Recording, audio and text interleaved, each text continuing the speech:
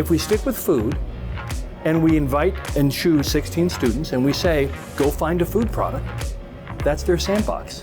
I immediately jumped on the phone with Dr. Meyer and was like, I don't know what this is, and I don't really know who you are, but I'm so in.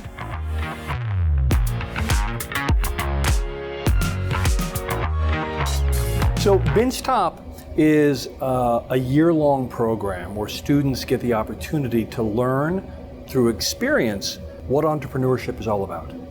They get to go from exploring a market and coming up with ideas all the way to building a product and commercializing it and running the business.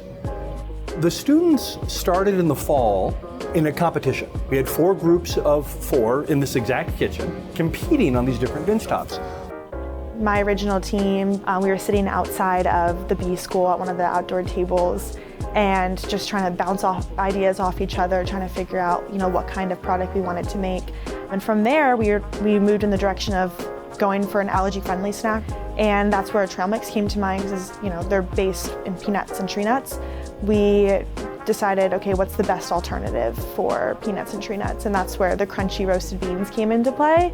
As soon as we figured that out, we were off to the races and made a ton of different recipes and iterated on them, trying to make them perfect. The first version was not so good, but by the end, it was phenomenal. We had a competition next door where we had outside experts judge their product, judge their pitch, judge the quality of the totality of it, and they picked a winner.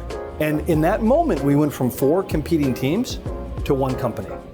In January, we started working with the food scientist, and he helped us scale the recipe, make it more efficient to then bring to a manufacturer so that they can make it for us. We made a ton of relationships with vendors, suppliers, trying to figure out packaging, trying to figure out how are we going to ship our product out and fulfill orders.